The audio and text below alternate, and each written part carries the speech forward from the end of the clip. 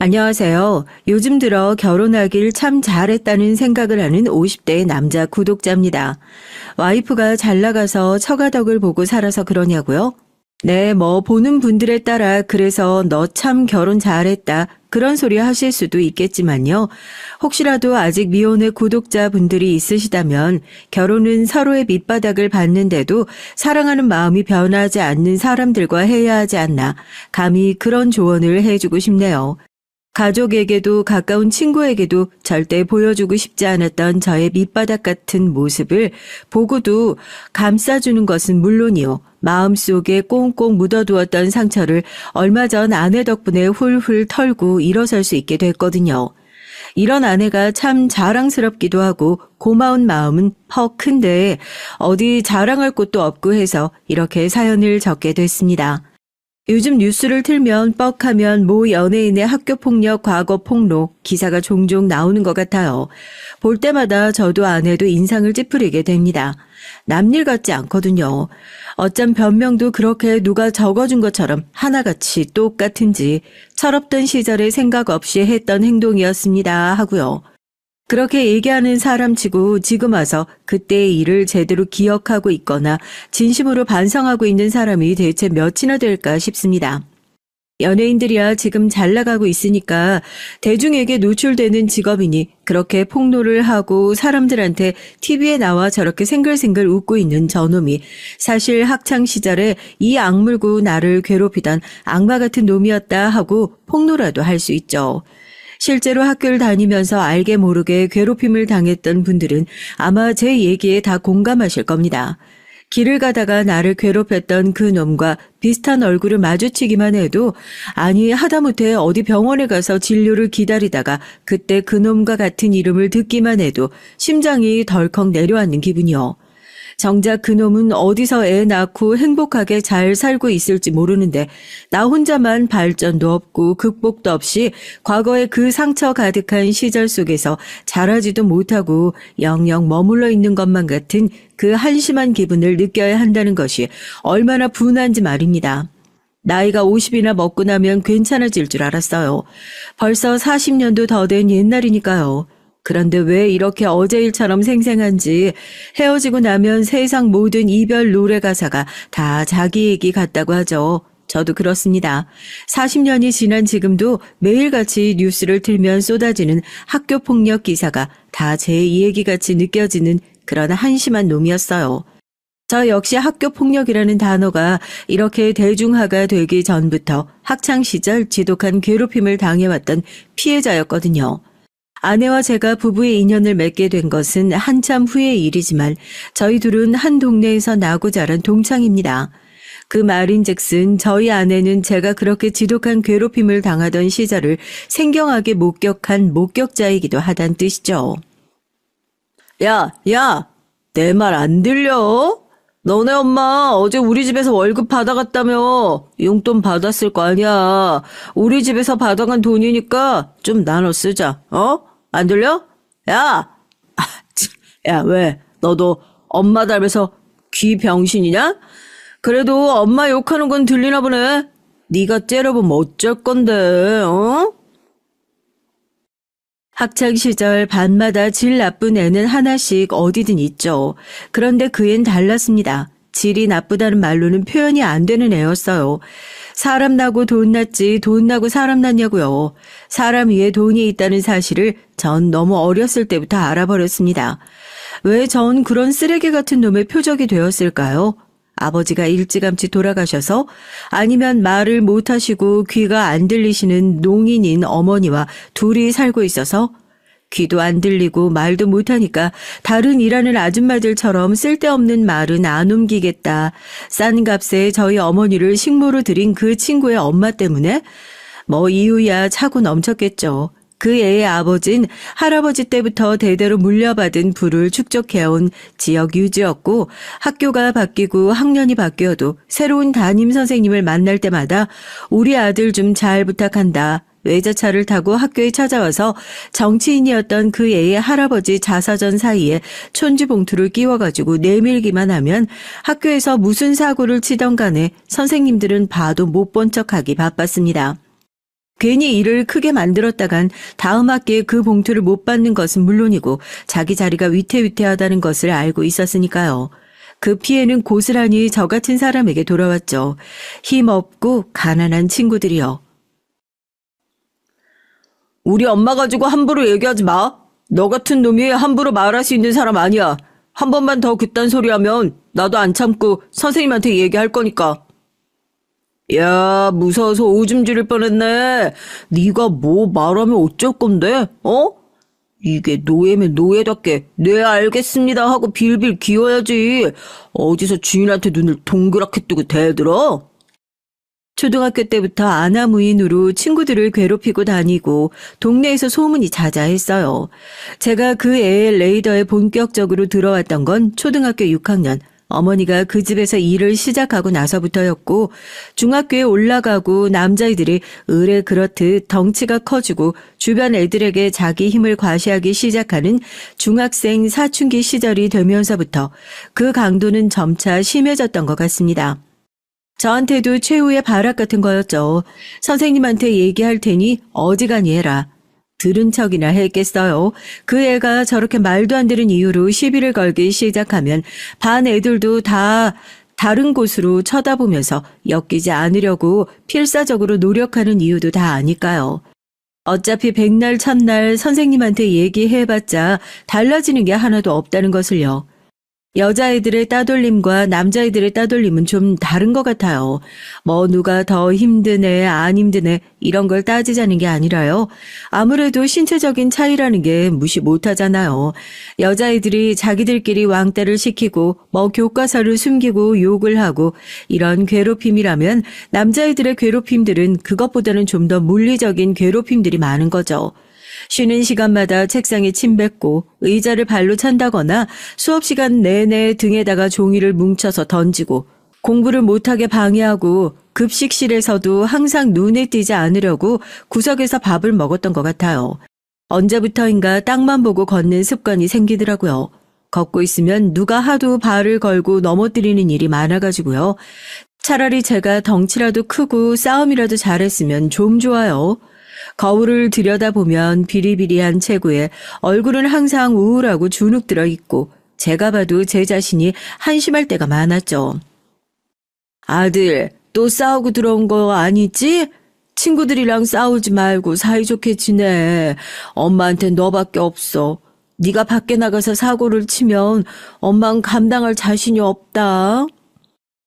애들한테 실컷 두들겨 맞고 들어온 날은 엄마가 걱정하실까봐 학교에서 그날 친구들이랑 좀 싸웠다고 집에 들어오면 그냥 그렇게 핑계를 댔었거든요.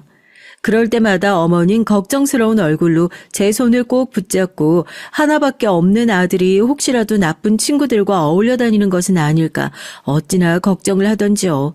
그래 가난한 우리 집에서 행여나 내가 맞서 싸우기라도 하면 합의금 물어줄 돈이라도 있겠냐. 지독한 패배의식에 찌들어서 살았습니다. 한심하죠. 하지 말라고 그만하라고 제가 뭔가 더 반응을 해주는 것이 그놈들한테는 먹잇감을 주는 것이나 다름이 없는 행동이라는 걸 알고 나서는 일부러 괴롭힘을 당해도 그냥 묵묵히 참고만 있었어요. 누군가의 눈엔 그게 엄청나게 답답해 보였을 거고요. 예를 들면 저희 아내같이 정의로운 사람들 말입니다. 같은 학교, 같은 반이었던 적이 있었어요. 아내와 저, 그리고 그 놈들 모두요. 교실에 친구 하나 없었던 저였고 아내를 처음 만나기 전까진 기억에도 잘 없었어요. 빈부격차가 큰 시절이었고 동네에 저만큼이나 어렵게 사는 애들이 많았거든요. 아내도 그중 하나였어요. 부모님이 최근에 두 분 다 돌아가셔서 할머니가 계신 이 동네로 전학을 오게 됐다 정도만 알고 있었고요. 말 한번 섞어본 적 없는 사이였죠. 아내와 말을 해본 건 그날이 처음이었어요. 다시 떠올리기도 싫은 별명이긴 하지만 저희 엄마가 그 집에서 식모일을 한다는 이유로 저를 노예라는 별명으로 불렀거든요. 집에서 아버지한테 무슨 이유로 깨졌는지 몰라도 유난히 기분이 안 좋아 보였던 그 애가 쉬는 시간이 되자 야 노예 너 바닥 좀 기어봐 하면서 제 의자를 발로 걷어찼고 전 그대로 바닥에 엎어졌고요. 아무렇지도 않게 다시 교복에 묻은 먼지 털고 일어나서 자리에 앉으니까 또 의자를 발로 걷어차고 반응이 없는 절 보고 화가 솟구쳤는지 이젠 의자가 아니라 저를 걷어차려고 폼을 잡더라고요. 저도 모르게 반사적으로 몸을 웅크렸죠. 발길이 쏟아질 거라고 예상했는데 야 하는 소리와 함께 누가 이쪽으로 몸을 날려서 그 친구를 밀어 넘어뜨렸습니다. 정말 예상치도 못한 사람이었어요. 반에서 늘 조용하게 앉아 있었던, 부모님이 돌아가시고 할머니와 산다고 했었던 그 친구요. 제 아내였습니다. 야, 너 미쳤냐? 아, 진짜 이 가난뱅이들이 끼리끼리 웃기는 짓 하고 있네. 안 그래도 오늘 열받아 죽을 것 같은데 잘 걸렸어. 내가 여자라고 봐줄 줄 알아? 너 오늘 죽었어. 선생님, 여기 사람 패요. 여기요. 여기 경찰에 신고 좀 해주세요. 사람 살려! 이게 미쳤나? 입 안 닥쳐? 야, 뭐하고 서 있어? 당장 제 입 안 막아? 깜짝 놀랐죠. 같은 반이 된 이후로 아내 목소리를 그날 처음 들어봤을 정도로 평소에 정말 조용했었거든요. 맨날 창밖만 쳐다보고 있고 선생님이 수업 시간에 무슨 질문을 해도 기어들어가는 목소리로 대답하던 애였는데 어디서 그런 힘이 나왔는지 우렁차게 소리를 빽빽 지르니까 상대방도 적잖이 당황한 거예요. 여기 사람 패서 죽인다고 경찰에 신고해달라고. 얼마나 목소리가 컸던지 다른 반에 있던 애들도 이게 무슨 일인지 웅성거리면서 다 저희 반으로 몰려오고 선생님들도 다 왔고요. 이게 무슨 일이냐고 그러시는데 딱 봐도 알잖아요. 저놈이 또 쓸데없는 사고를 쳤다는 것을요. 그러니까 저희 담임 선생님은 이제 괜히 일 더 커져서 나중에 자기가 한 소리 들을까 싶어가지고 애들끼리 싸우고 그럴 수도 있는 거지. 무슨 이렇게 소란을 피우냐고. 우리 반 일은 우리가 알아서 하겠다고 하면서 상황을 황급히 수습하셨습니다. 교무실로 불러서 어떻게 된 일이냐고 대충 묻더니 사이좋게 지내라고 훈계 같지도 않은 훈계를 하고 돌려보내시더라고요. 뻔히 무슨 상황인지 다 아시면서요. 저한텐 교복 좀 깨끗하게 털고 들어가라고. 선생님이 그 모양인데 어떤 어른한테 도움을 청할 수가 있었겠습니까? 야, 너 바보야? 그거 그냥 맞을 생각이었어? 네가 그렇게 아무것도 안 하니까 맨날 너만 두드리가 맞는 거 아니야. 나 이제 너 안 도와줄 거야. 바보같이 굴지 마. 짜증나니까. 맨날 찍소리도 못하고 당하기만 하고 있던 제가 어지간히 답답했나 봐요. 자기는 이제 더 이상 도와주지 않을 거라고 한숨을 쉬면서 가는데 그날은 고맙다는 인사조차 제대로 하지 못했었죠. 반 애들이 그렇게 죽어라고 눈을 피하고 저와 엮이지 않으려고 미친 듯이 노력을 하는 데는 다 이유가 있었습니다. 그날 이후로 피해자는 1명에서 2명으로 늘어나게 됐거든요. 저를 감싸주었다는 이유로 제 아내까지 그 못된 인간들의 괴롭힘을 당해야만 했습니다. 야, 왜 가난뱅이들끼리 눈이라도 맞았어? 쟤 보면 안쓰러워? 그래도 쟤가 낫지 않냐? 야, 넌 부모 둘 다 뒤졌다며. 네가 그렇게 아무 때나 나서고 다니니까 너네 부모가 그렇게 된 거 아니야, 너 학교 끝나고 어디 도망갈 생각하지 말고 남아. 알겠어? 너 어디 도망가는 순간 내가 니네 할매 찾아갈 테니까 쥐방울만한 게 진짜 낄 때 안 낄 때 구분도 못하고. 용기를 내서 나서긴 했지만 그 아나무인으로 설치고 다니는 놈들 무슨 수로 막을 수가 있었겠어요. 어디 도망가면 할머니를 찾아가겠다는 무시무시한 협박까지 하니까 눈물을 뚝뚝 흘리면서 째려보기만 하는데 결국 나 돕겠다고 나서다가 저렇게 됐으니 어떻게든지 책임을 져야겠다 싶더라고요. 차라리 맞던 놈이 계속 맞는 게 낫지. 내가 어떻게든지 주의를 끌고 그 사이에 도망가라고 해야겠다 싶어서 수업이 마치고 애들이 다 빠져나가고 저도 교실 한 구석에 남아 있었습니다. 아내가 저를 보고 여기서 뭐 하는 거냐고 빨리 가라고 했지만 어떻게 그래요. 차라리 여긴 내가 있겠다고 넌 할머니한테 가든지 도망가든지 하라고 등을 떠밀었죠. 그렇게 아내가 교실을 빠져나가고 저 혼자 남아있는 걸 본 그놈들이 여자친구 지키겠다고 혼자 남아있었냐고 조롱을 하기 시작했습니다. 이러나 저러나 반에서 조용하게 찌그러져 있어야 할 애들 때문에 다른 반 애들까지 불러 모아 구경거리가 된 게 꽤나 창피했을 테니까요. 당하는 놈이 누구든 그게 뭐가 중요하겠어요. 다른 때보다 좀 심하긴 하더라고요. 바닥에 웅크리고 있는 절 일으켜 세워서 왜 이렇게 나대냐고 따귀로 올려붙이는데 정말 눈앞이 번쩍거려서 차라리 이대로 기절했으면 좋겠다 싶기도 했습니다. 내가 아무리 거지 같아도 너네처럼 야비하게는 안 살아. 누가 진짜 거지 같은데. 네가 아직 덜 맞았구나. 입만 살아가지고. 야, 우리 노예가 완전히 미쳤나 보다. 너 오늘 진짜 너 죽고 나 죽고 한번 해보자. 눈앞이 핑글핑글 돌 것 같더라고요. 그래 차라리 이렇게 속 시원하게 얻어 터져서 어디 하나 잘못되기라도 하면 이놈 집구석에서 돈이라도 받아서 엄마 모시고 어디 멀리 이사라도 가야겠다. 그런 생각을 하고 있었어요. 정신을 막 놓으려고 하는데 경찰차 사이렌 소리가 들리더라고요. 당황한 애들이 우왕좌왕하면서 교실을 빠져나가려고 하는데 다급하게 달려오는 발걸음 소리가 들렸습니다. 창문을 열고 막 창문 밖으로 뛰어내리려고 하는 동창 놈들의 목덜미를 경찰이 잡아서 쿠당탕 하는 소리가 들렸고 눈물 범벅이 된 아내가 정신 좀 차려보라고 저를 막 흔들더라고요. 그대로 도망간 줄 알았는데 아마 경찰에 신고를 해준 것 같았어요.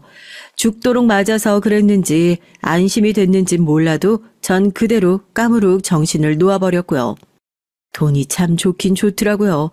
병원 1인실에 들어가 있는 동안 저한테 주먹 날린 그 놈은 콧배기도 안 보였고요. 뭐 경찰에 신고가 들어간 게 맞나 싶을 정도로 잠잠했습니다. 그 애의 부모님이 와서 친구 사이에 작은 다툼이 있었던 것 같은데 일 키워봤자 좋을 거 없지 않냐 하면서 저희 어머니에게 봉투를 건네시더라고요. 이거 받고 조용히 끝내자는 소리겠죠. 워낙에 좁은 동네기도 하고 제 아내가 그 광경을 다 목격한 터라서 또 거기 입 막는 건 어려웠던 모양이긴 해요. 결국에 그 현장에 있던 놈들은 1시간 거리에 떨어진 다른 학교로 전학을 가게 됐고요. 내내 시끄러울 줄만 알았던 학교 생활이 그 몇 명 사라진 것만으로 조용해졌습니다. 쟤야? 그때 걔가? 난 죽어도 용서 안 될 것 같은데. 돈이 무섭긴 무섭다. 얘기 들어보니까 걔네 아빠가 돈 엄청 주고 그냥 조용히 하라고 입 막았다고 그러던데? 선생님이랑 전부 다 그렇게 해서 합의 본 거래. 그동안 당한 게 있는데 억울해서 나 같으면 그 돈 안 받았지. 자기 얘기가 아니니까 다들 쉽게 하겠죠. 그 봉투 받아들면서 손 덜덜 떠시던 어머니 모습을 기억하는데 제가 어떻게 아들 깽값 받아 줬냐고 어머니한테 뭐라고 할 수 있겠어요.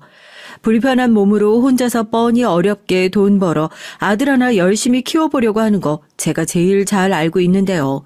그래서 그냥 잘했다고 그놈들 결국 전학 갔으니까 된 거 아니냐고 그렇게 위로해드리고 말았어요, 저도. 그런데 막상 제가 괴롭힘을 당할 땐 찍소리도 안 했던 애들이 호랑이 없는 굴에선 여우가 왕이라고 뭐가 잘났다고 제가 돈 받은 걸 가지고도 신나게 씹어대더라고요. 자기였으면 자존심이 상해서 안 받았을 거다. 어떻게 그 돈을 받냐 하면서요. 그놈들만 없어지고 나면 인생이 드라마틱하게 달라질 줄 알았는데 뭘 해도 처맞던 놈이라는 꼬리표는 왜 그렇게 달랑달랑 떨어지지가 않는 건지. 이제는 돈 받고 맞은 놈 소리까지 듣게 된 제가 너무 한심하고 짜증나더라고요. 그렇게 방황하던 시기에 유일하게 의지하던 것이 하나밖에 없었던 친구였던 아내였는데 고등학교에 올라가면서도 그 인연도 잠깐 끊겼었죠. 할머니 혼자서 날 어떻게 보냐고. 서울에 가시는 이모가 대학 갈 때까지만이라도 봐주신다고 하시더라고. 야, 나 전학 간다고 모른 척하지 말고 자주 연락하자. 그래도 나 여기 와서 유일하게 네가 내 편 들어줬었어. 평생 못 잊을 거야. 너 없으면 난 아직도 맞고만 살았을 텐데 내가 고맙지. 가서도 자주 연락할게. 건강하게 잘 지내고 나중에 꼭 보자. 뭐 헤어질 때야 나중에 보자, 밥이라도 먹자 말은 잘 하죠. 얘기를 들어보니까 서울에 사는 이모네 집이 꽤 잘 살고 여유도 있어서 거기서 고등학교를 다닌다고. 너무 잘 됐다고 그랬죠. 그렇게 고등학교에 올라가면서 뿔뿔이 흩어지게 됐습니다. 연락을 자주 할 것 같았지만 한 달에 한 번, 또 해가 바뀌니까 방학 때 한 번, 대학 진학을 하지 않고 전 바로 공장에 들어가서 일을 시작했거든요. 그때 공장의 분위기를 아시는 분들이 있을진 모르겠지만 남자들끼리 모여 있고 우악스럽다 보니까 일 똑바로 안 하냐고 매를 드는 것이 너무나도 자연스러운 곳이었어요. 그런 분위기에서 깜짝깜짝 옛날의 기억이 튀어 올라와서 적응을 못하고 방황하고 있을 때였죠. 그럴 때마다 아내 생각이 한 번씩 나기도 했었고요. 그래봤자 저 혼자만 어렴풋이 기억하는 딱 그 정도의 사이였지만요. 어쨌든 아내와 다시 만나게 된 것은 아내의 할머니가 돌아가셨다는 소식을 어머니를 통해 전해 듣게 되고 나서였습니다. 그래도 오며 가며 절 많이 챙겨주셨던 분이고 일하는 곳이 본가와 많이 떨어져 있는 곳이 아니어서 일 끝나자마자 장례식장으로 달려갔죠. 거기서 반가운 얼굴을 다시 마주하게 됐습니다. 제 아내요. 몇 년 만에 다시 보는 얼굴이라 살도 많이 빠져 있었고 분위기도 예전과 많이 달라져 있었지만 정말 한눈에 알아볼 수 있겠더라고요. 그렇게 몇 년 만에 서로 만나고 정말 반갑게 얘기를 했어요. 할머니의 장례가 끝나고 난 이후에도 계속 연락을 했죠. 이모네 집에 가서 마냥 잘 지내고 있는 줄만 알았는데 오히려 사연이 더 복잡해졌더라고요. 결혼도 하고 자식도 있는 이모네 집에서 얹혀 살려니까 눈치도 많이 보고 힘들었던 겁니다. 이모 돈으로 대학까지 가고 나니까 이러다 죽은 언니 딸 평생 끼고 살 거냐면서 집안에서도 큰 소리가 나오기 시작해서 이모도 더 이상 책임을 지기 어려울 것 같다는 얘기를 했다고. 지금은 이모네 집에서 나와 휴학을 하고 대학가 근처에서 자취를 하면서 아르바이트를 하고 있다고 하더라고요. 지금 당장이야 생계를 유지하는 것도 빠듯하긴 한데 언제가 됐든지 간에 학업은 꼭 마칠 거라고요. 오랜만에 만나도 왜 이렇게 서로 사는 것은 팍팍하기만 한지 얘기를 듣는데 괜히 제 속이 참 먹먹하고 그러더라고요. 공부도 잘하고 좋은 대학도 들어가고 이모네 집이 여유로워서 이제 아무런 걱정 없이 잘만 살고 있을 거라 생각했는데 이 친구는 왜 또 이렇게 힘들기만 한 건지 얼굴에 고생이 고스란히 남아있는 채로 휴지로 눈물을 콕콕 찍어내는데 그 모습이 왜 그렇게 안쓰러워 보이는지요. 어깨를 두드리며 위로했습니다. 서로 힘든 상황에서 만나서 그런 건지 아니면 옛날 추억이 남아있어서 그런 건지 몰라도 떨어져 있는 시간도 길었고 성인이 되어 다시 만났는데 어색함 하나 없이 금방 다시 친해졌고 그렇게 저희는 결혼을 전제로 하는 연인이 됐습니다. 제가 사연을 시작하면서 그런 얘기를 했죠. 결혼은 서로의 밑바닥을 받는데도 그 마음이 변하지 않는 사람이랑 하는 게 맞는 것 같다고요. 저희 역시 마찬가지였습니다. 돈은 벌어야 하지만 어디 한 군데 정착을 하지 못하고 헤매고 있었던 저와 할머니에게도 이모에게도 돌아가지 못하고 헤매고 있었던 아내가 만났고 마이너스인 두 사람이 만나 삶이 더욱 내리막길을 걸을 것 같았지만 제가 먼저 아내에게 얘기를 했죠. 결혼하자고요. 당신이 그렇게 소원하는 학업 내가 어떻게든 마칠 수 있도록 도와주겠다고요. 아무것도 없는 살림에 그렇게 시작을 했습니다. 책임져야 할 가족이 생겼다는 이유로 저도 그때부터 더 열심히 일에 매진할 수 있었던 것 같아요. 아내는 그렇게 제가 벌어다주는 돈으로 자기만 마음 편하게 공부하는 것 같다면서 미안해했지만 아내의 성공이 곧 저의 성공이라 생각하고 살았습니다. 누군가의 뒷바라지를 하면서도 이렇게 마냥 행복할 수 있다는 것이 참 신기하더라고요. 나 이제 대학도 졸업했고 나가서 과외 같은 거라도 할까봐. 언제까지 당신 혼자 이렇게 일만 할 수도 없잖아. 당신이 그랬잖아. 하루 12시간씩 공부만 하는 사람도 떨어지는 게 사법시험이라고. 당신 시험 합격할 때까지 그냥 시험 공부에만 집중했으면 좋겠어. 지금 당장 먹고 사는 게 어렵긴 하지만 나도 이제 회사에서 자리 잡고 야간도 특근도 늘릴 수 있으니까. 그렇게 아내가 대학을 졸업하고 사법시험을 준비하는 6년 동안 아르바이트 한 번을 안 시켰어요. 회사 형님들은 그렇게 죽어라 아내 뒷바라지만 하다가 아내가 사법시험 합격하고 나서 연수원 들어가고 나면 그곳에서 쟁쟁한 다른 법조인들과 눈이라도 맞으면 어떡하냐.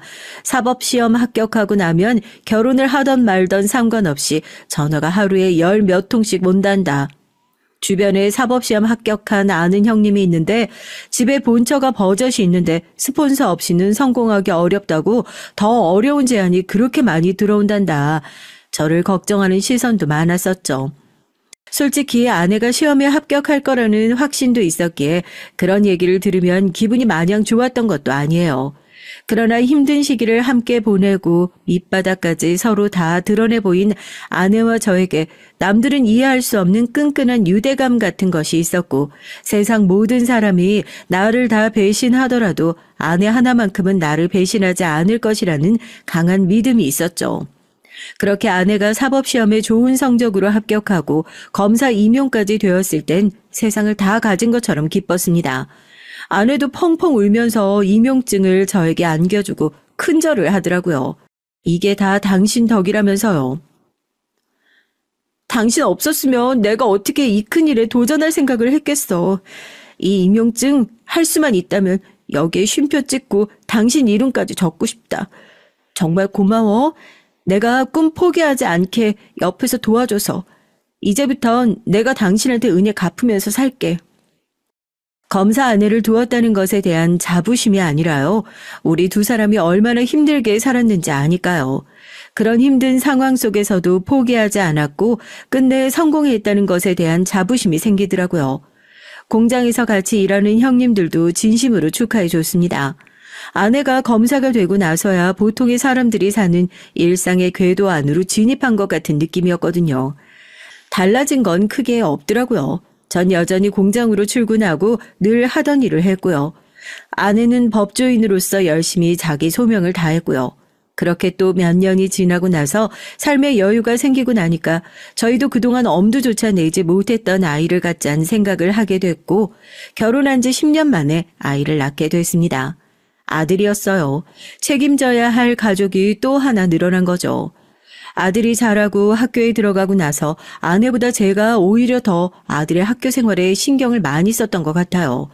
그러면서 마음 한구석에 깊숙이 묻어두고 살았던 학창시절에 대한 기억이 스멀스멀 다시 떠오르게 됐고요. 남자애들이야 워낙 활동적이니까 애들끼리 놀다가 어디 다치고 넘어지는 것이 흔한 일인데도 불구하고 아들이 학교에 다녀와서 무릎에 밴드라도 하나 붙이고 돌아오는 날엔 심장이 쿵 하고 내려앉는 느낌이더라고요. 너 무릎이 왜 그래? 학교에서 무슨 일 있었어? 왜 다친 거야? 학교에서 애들이랑 싸운 거 아니야? 거짓말하지 말고 아빠한테 똑바로 얘기해봐. 학교에서 누가 너 괴롭히기라도 하는 건 아니지? 여보, 아무래도 안 되겠어. 선생님이랑 얘기를 좀 해봐야. 여보, 괜찮아. 애들이랑 축구하다가 넘어진 거래. 학교 생활에 아무 문제 없어요. 애들끼리 놀다가 다칠 수도 있는 거지. 우리 민호 아무런 문제 없으니까. 놀랐잖아.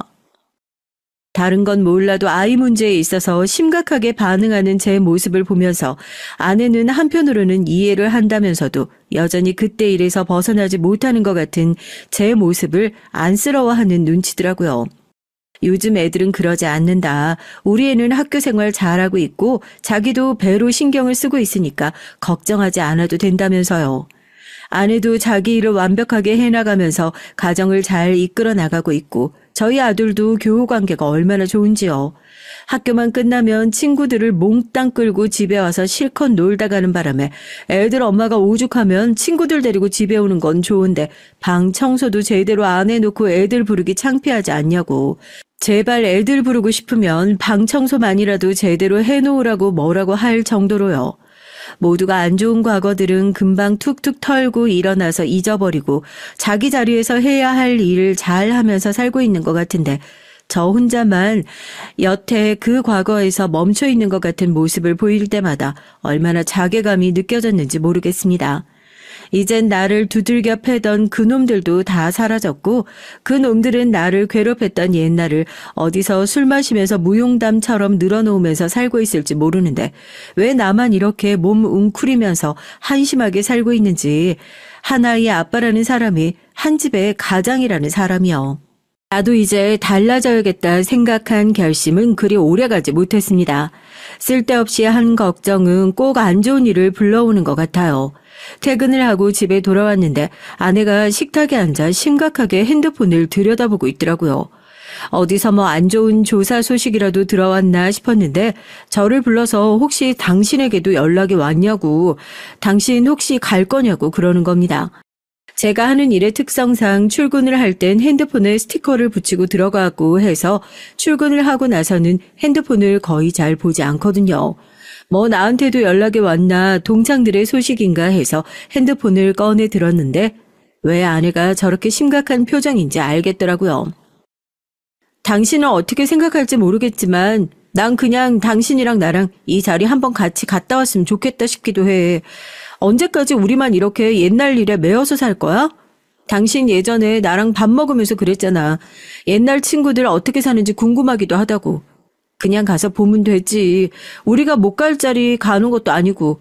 왜 걔네가 올지 안 올지, 걔네가 뭘 하고 사는지 여태 눈치 보면서 살아야 하는 건데? 말 안 해도 계속 신경 쓰고 있는 거 알고 있어. 그냥 속 시원하게 두 눈으로 보자고. 당신이 생각하는 거랑 달리 그 인간들 제대로 못 살고 있을 수도 있잖아. 어차피 걔네 중간에 전화 까버려서 안 올 수도 있고. 아내와 제가 동시에 받아든 것은 다름 아닌 중학교 동창회의 연락이었습니다. 오랜 세월이 지났는데도 문자를 받자마자 인상을 찌푸리게 되는 건 어쩔 수 없더라고요. 아내에게 지나가는 말로 그래도 시간이 꽤나 지났는데 친구들이 어떻게 살고 있는지, 우리가 결혼한 것을 모르는 친구들도 많을 텐데 나이가 먹고 나니까 옛날 생각도 나고 궁금하다는 식으로 얘기를 한 적이 있었거든요. 그렇게 오랜 시간이 지났는데도 무서워서였을까요? 솔직히 그 자리에 다시 가고 싶지 않더라고요. 뭔가 꺼려졌습니다.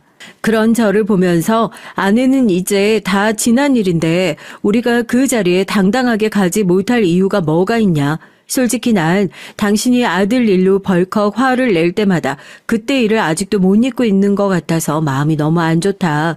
그냥 이번 기회로 동창회든 뭐든 가서 옛날에 안 좋았던 일들은 좀 훌훌 털어버렸으면 좋겠다는 식으로 얘기를 하더라고요.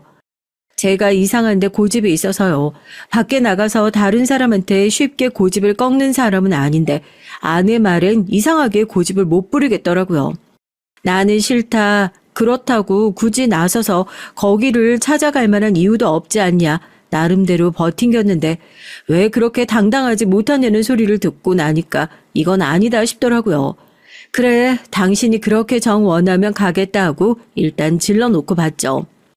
부부 동반 동창회라고 하니 이제 나이가 먹어 얼굴을 알아보기도 애매한 친구들이 참 많이도 왔더라고요. 그 중에서 몇몇 친구가 저를 알아보고 반갑다는 듯이 아는 척을 했습니다. 야, 진짜 오랜만이다. 이게 몇십 년 만이야? 부고 연락 안 와서 니네 그냥 어디 살아있구나 하고 짐작만 했지. 어쩐 일로 동창회에 올 생각을 다 했어? 어디서 뭐 하고 살고 있어? 너도 나이 먹어서 그런가? 옛날엔 아주 비리비리하니 볼품 없었는데 요즘엔 살만한가 보다. 얼굴이 참 보기 좋아졌네. 그런데 부부 동반이란 얘기 못 들었어? 와이프는? 어라, 너도 왔네? 아, 둘 다 어떻게 혼자 온 거야? 설마 너네 아직도 여태 결혼 못하고 둘이서 어울려 다니는 거냐? 아, 그게 아니라 어떻게 인연이 닿아서 이렇게 둘이서 결혼하게 됐네. 결혼을 할 때 진작에 연락을 했어야 되는데 고향 친구 중에 연락하고 사는 사람이 없어서 좋은 소식을 못 전했어. 아내분이셔? 아, 처음 뵙겠습니다. 네, 아이고.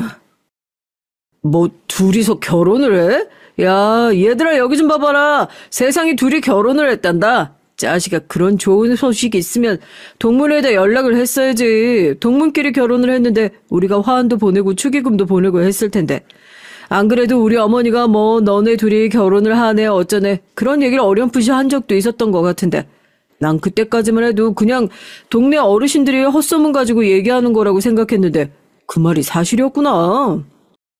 아내와 제가 결혼을 했다는 것도 모르는 사람이 많았으니까요. 뭐 동창들이 우르르 결혼식에 찾아오는 것을 원하지도 않았어요. 언제부터 그렇게 친한 척을 했었다고요. 그래도 자기 가족들 앞에선 자기가 꽤나 괜찮고 착했던 동창이라 보이고 싶었던 건지 저희 결혼 소식을 뒤늦게 알고 축하해주는 척을 하는 모습이 퍽 우습기도 했고 아내 말대로 이렇게 막상 와보고 나니까 별것도 없는 자리인데 오기 전까진 뭘 그렇게 쫄았나 싶기도 하고요. 안 그래도 경식이가 아까 네 얘기했었는데 너까지 왔으면 참 재밌었겠다 하면서 또 막상 이럴 때 찾으려고 하면 안 보인다니까. 경식이 걔 아직도 아버지 회사 몸 물려받고 있대. 아버지가 어찌나 정정하신지 아직도 회사 안 물려주고 쥐고 계시다잖냐. 뭐? 경식이도 여기 왔어? 제가 동창회장에 오는 것을 계속 망설이게 했던 그 이름이 딱 들리더라고요. 최경식. 그 이름을 어떻게 잊겠습니까? 순식간에 일그러지는 제 얼굴을 보면서 아내도 눈치를 보기 시작했어요. 중간에 전학 가버린 놈이 동창회에는 뭐하러 얼굴을 기웃거렸는지 모를 노릇이지만 저까지 왔으면 참 재미있었겠다는 그 얘기에 저희는 확실하게 알겠더라고요. 그놈은 몇십 년이 지난 지금까지도 정말 달라진 게 하나 없는 인간이구나. 아마도 자기 마누라가 있는 앞에서 자기가 왕년에 얼마나 잘 나갔던 놈인지 내가 아직도 자기를 보고 눈치를 보는 꼴을 보면서 조롱하고 싶어서 나까지 있었으면 좋겠다 이런 소리를 짓거렸을 거라 생각하니 이가 부득 갈리더라고요.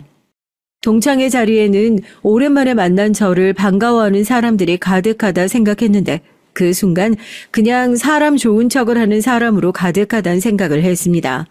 지금은 뭘 하고 있냐 물어보는데 너 아직까지도 그렇게 비리비리하고 별 볼 일 없이 살고 있냐 재차 확인 받으려는 소리로밖에 들리지 않더라고요. 이것도 아직까지 극복하지 못한 저의 자격지심이었을까요? 아내는 신경 쓰지 말라고 우리 이러려고 온 거 아니지 않냐면서 자리로 향했습니다. 야, 이게 누구야? 내가 오늘 동창회 자리 오면서 니놈 자식도 꼭 왔으면 좋겠다 생각했는데. 여보, 내가 얘기했지? 내가 학창시절에 엄청 친했다던 그 동창. 안 그래도 저쪽에서 니네 얘기 내가 듣고 왔어. 너네들이 결혼했다면서? 이야, 이게 진짜 사람 인연이라는 게 얼마나 대단하고 위대하냐? 솔직히 너네 중매는 내가 맺어줬다고 봐도 과언 아니야? 다른 사람 몰라도 나한텐 청첩장을 보냈어야지 임마. 내가 뭐 옷 한 벌 얻어 입자고 한 것도 아닌데 나한테 청첩장 보냈으면 내가 축의금이라도 두둑하게 보냈을 텐데 말이야. 비릿한 웃음소리와 함께 누가 어깨동무를 하고 친한 척을 하길래 뒤를 돌아보니 바로 그 녀석이었어요. 피가 얼음장처럼 차갑게 식는 느낌이더라고요. 솔직히 그 오랜 세월이 지나면 다 잊어버리고 살 거라 생각했습니다.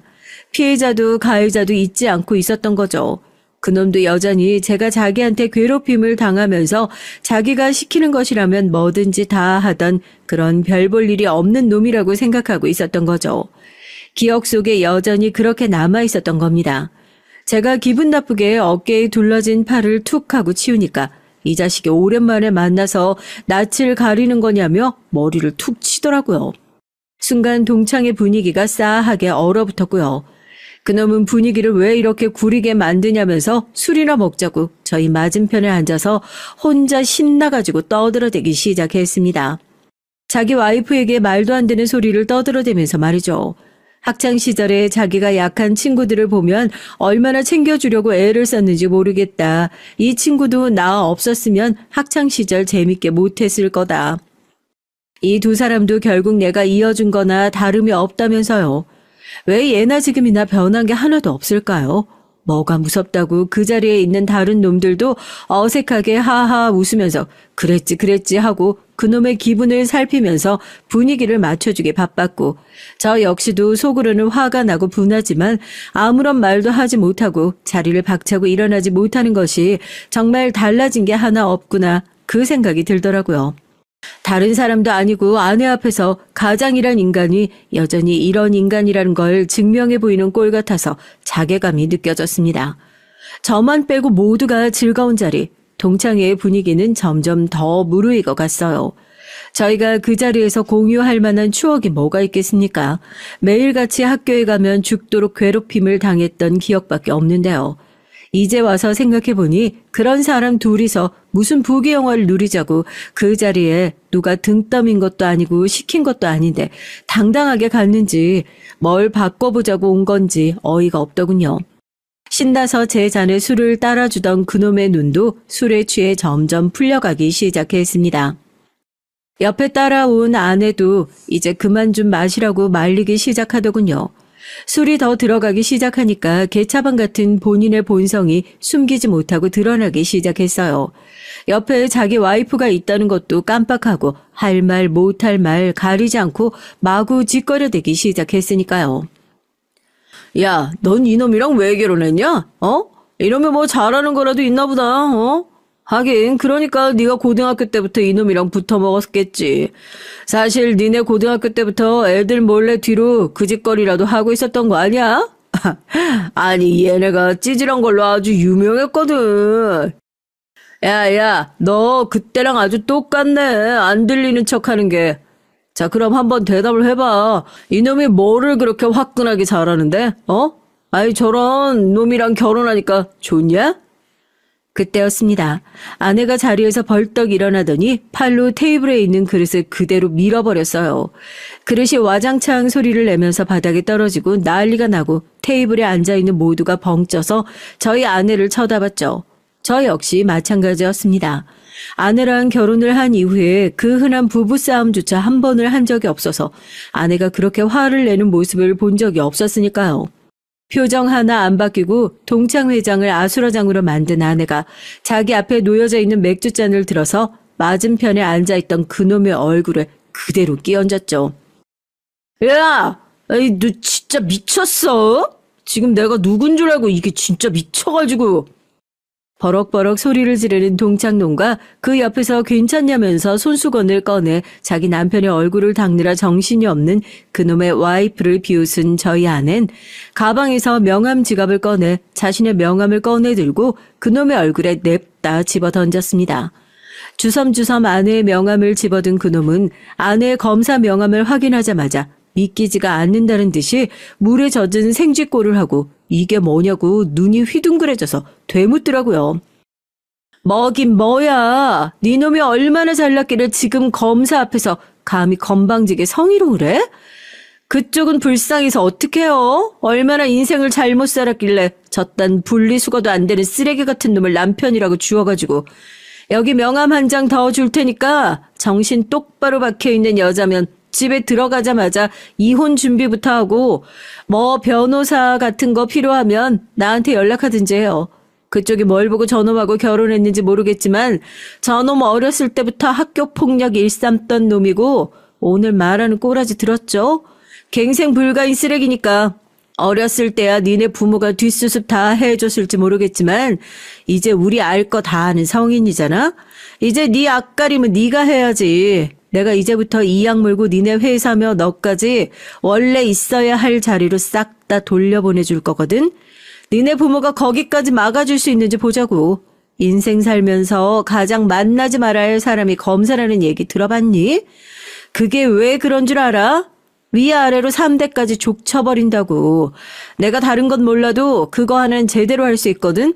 내가 아주 그때 니놈 싹을 제대로 잘라놨어야 하는 건데 쓰레기 같은 니놈 그때 못 잘랐으니까 이따위로 자랐겠지. 뭐 네가 검사가 됐다고? 아니 야, 너 잠깐만 기다려봐. 가해 동창은 제 아내가 검사라는 소식을 듣자마자 당황해선 어디론가 전화를 하기 시작했어요. 아마 잘나신 자기 부모님이었겠죠. 아직까지 똥을 싸고 나서 자기 부모가 뒤를 닦아주는 그런 한심한 놈으로 자랐을 테니까요.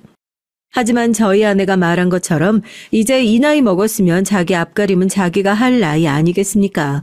숨을 죽이고 이 광경을 지켜보던 동창들 귀에도 선명하게 다 들릴 정도로 전화를 하고 어디 지금 검사 좀 밟아달라는 얘기를 하자마자 전화기 너머에선 정말 벼락 같은 호통 소리가 들리고 전화가 끊어져 버리더라고요. 몇십 년간 묵어있던 채증이 확 하고 내려가는 것 같았습니다. 아버지! 아이씨, 이 노인네 왜 전화를 끊고 지랄이야 진짜. 왜 그렇게 믿었던 니네 아버지가 이제는 네 뒤에 안 닦아주나 보다? 어쩌냐? 내가 듣기엔 니네 아버지가 이제 너 잘라내기로 아주 마음 먹으신 것 같은데. 그 노인네가 여태까지 왜 자식이라고 하나 있는데 아들한테 회사 안 물려주고 자기가 쥐고 있었는지 난 안 봐도 알 것 같은데. 이딴 쓰레기 같은 놈한테 평생 읽어놓은 회사 물려줘 봤자 어떻게 될지 뻔히 보이는데 나 같아도 안 물려줄 것 같은데. 여보, 뭐 하고 있어? 이렇게 질 떨어지는 인간들이랑 같이 있으니까 입맛 떨어진다. 우리 먼저 일어날게. 회사 하나 보내버리려면 나도 바쁘게 일해야 할 것 같거든. 잠깐 기다려. 아이씨, 내가 잘못했어. 내가 사과하면 되잖아. 뭐, 어떻게 무릎이라도 꿇어? 네가 원하는 게 그거야? 네 남편한테 사과하면 되는 거 아니야. 야, 어렸을 때 일 가지고 지금 몇십 년이 지났는데 째째하고 속 좁게 진짜 이렇게 굴 거냐? 동창 좋은 게 뭐라고. 그냥 좀 조용히 넘어가면 안 되는 거야? 그놈은 뒤늦게 상황이 잘못됐다는 걸 깨달았는지 저를 붙들고 자리를 뜨려고 하는 아내와 절 붙잡고 자기 와이프와 애들의 눈치를 보면서 천천히 무릎을 꿇기 시작했습니다. 얼마나 기다려왔던 순간인지 모르겠어요. 그놈이 제대로 제 앞에 무릎을 꿇고 사과하는 장면이요. 꿈에서나 봤던 장면을 실제로 만들어주었던 아내에게 너무 고맙고 미안하고 제 손으로 이 사과를 받아내지 못했다는 것이 분하긴 했지만요. 그러나 저희 아내는 그 거짓된 사과를 절대 받아주지 말자는 심산이었나 봅니다. 이제 와서 이런 게 다 무슨 소용이 있냐는 듯이 무릎을 꿇고는 그놈을 일으켜 세우는 대신에 가방에서 핸드폰을 꺼내들어 그놈의 무릎을 꿇고 있는 장면을 사진으로 찍더라고요. 지금 이게 뭐 하는 짓이냐고 소리를 지르는 놈에게 마지막으로 한 방 시원하게 날려줬습니다. 네 무릎이 얼마짜리나 된다고. 그 회사 한 방 날리고 나면 나한테 들어오는 게 얼만데. 그냥 이건 기념사진으로 남겨두려고. 얘들아 봤지? 이놈이 얼마나 보잘것없는 놈인지. 자기 목숨 간당간당하니까 이렇게 무시했던 우리 앞에서도 무릎 척척 꿇는 별 볼 일 없는 놈이니까 너네도 이제 이런 가짜는 놈 뒤나 빨아주는 짓 그만하라고. 똑같이 한심한 놈 되는 거 그거 한순간이다. 야, 제발 쪽팔리게 살지 말자. 그렇게 동창회장을 나가려다가 소리를 낸 아내는 뒤를 돌아 창피함에 고개를 떨구고 있는 그놈의 턱을 들어 시원하게 따귀를 한 방 날려줬어요. 그리고선 얘기했죠. 이건 어렸을 때 맞았던 거 그대로 되갚아주는 거니까 정당방위라고. 그러니까 어줍지 않게 깽값 물어달라고 징징거릴 생각은 꿈에도 꾸지 말라면서 말입니다. 그렇게 속 시원하게 동창회장을 아수라장으로 만들고 저희는 유유히 그 자리를 빠져나왔어요. 여보, 정말 고마워. 나 정말 이제 두 발 뻗고 속 시원하게 잠들 수 있을 것 같아. 언젠간 해야 할 복수였어. 나도 저놈한테 당한 게 한두 개가 아니었잖아. 그냥 언젠가 해야 할 일이었고 좀 늦었지만 이제 와서 엉킨 실 다 풀고 매듭 짓는 거라고 생각해. 내 복수는 이제부터 시작이니까 당신도 이제 기죽지 말고 당당하게 살아. 누가 뭐래도 자랑스러운 우리 집 가장이니까. 아내 잘 둔 덕분에 저 이제 과거의 일 전부 다 내려놓고 정말 당당한 마음으로 살아갈 수 있을 것 같습니다. 지저분한 과거의 마침표를 찍고 앞으로 나아갈 수 있게 해준 아내에게 다시 한번 고맙다는 인사를 보내면서 이젠 정말 아내의 말대로 당당하게 어깨를 펴고 가장으로서 최선을 다하면서 남은 인생 열심히 살아가 보려고 합니다. 앞으로 남은 아내의 복수도 전할 수 있었으면 좋겠네요. 많이 기대해 주시고 응원해 주세요. 안녕하세요. 60대 후반의 여성입니다. 전 성당 친구를 통해서 이 채널을 알게 됐는데요. 그 친구도 이 채널에 사연을 한번 보내본 적이 있다고 하더라고요. 그래서 저도 제 남편을 고발할 생각으로 이 사연을 보내게 됐습니다. 제가 할머니에 가까운 나이라 맞춤법이나 문장력이 좀 부족하더라도 넓은 마음으로 양해해 주시길 부탁드릴게요. 그럼 지금부터 제 얘기를 풀어보겠습니다. 먼저 저의 남편은 정말 인간으로서 남편으로서 모자란 그런 사람이에요. 제 남편은 이제 막 70이 된 할아버지인데요. 젊었을 땐 물론이고 나이가 들어서도 여러 여자 만나고 다니면서 저의 눈에서 눈물을 쏙 빼게 만든 장본인입니다. 지금은 이혼한 상태라서 속이 다 후련하지만 30년이 넘는 세월 동안 우리 가족들을 괴롭혀온 남편이에요. 게다가 남편은 거짓말도 밥 먹듯이 하는 인간 말종입니다. 남편에 대해서라면 몇 날 며칠 날을 새도 모자랄 만큼 할 말이 많아요. 하지만 제 딸은 그렇지가 않죠. 착하고 멘탈도 강하고 조금이라도 제가 불편하다거나 부족한 게 있으면 뭐든 들어주는 딸입니다. 그래서 전 남편은 애저녁에 포기하고 오직 딸 하나만 보고 지금까지 살아온 사람이에요. 지금부터 제가 살아온 얘기를 들려드릴게요. 그러자면 저희 부모님에 관한 얘기부터 해야겠네요. 저희 부모님은 막 결혼을 하셨을 땐 좀 힘들게 사셨지만 저와 제 여동생 그리고 늦둥이 남동생을 잘 키우려고 노력을 많이 하신 분이셨습니다. 두 분은 돌아가시기 전까지 땅끝 해남에서 농사를 짓고 사셨어요. 밭을 한 5만 평은 가지고 계신 분홍이셨죠. 지금은 두 분 다 돌아가셨지만 전 제 부모님 재산 맏딸로서 지금까지 잊지 않고 꼬박 지내고 있습니다. 이 애비가 너희들에게 강조할 건 그저 공부를 해야 이 험한 세상에서 살아남을 수 있다는 거다.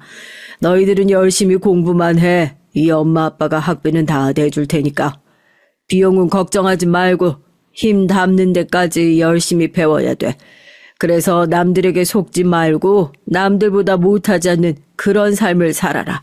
알겠니? 부모님은 저희 삼남매에게 공부를 많이 강조하셨던 분들이었습니다. 본인들이 배움이 짧았던 것을 항상 애석하게 생각하셔서 우리들에게 공부를 열심히 해야 어디 가서 손해 안 보고 산다고 그렇게 강조를 하셨더랬죠. 그래서 제 남동생과 여동생은 그 옛날이지만 대학교까지 나올 수 있었고 공부랑 거의 연이 없던 저도 고등학교는 어떻게든 마칠 수 있었습니다. 전 고등학교를 나온 후로 서울에 가야겠다는 열망이 커졌어요.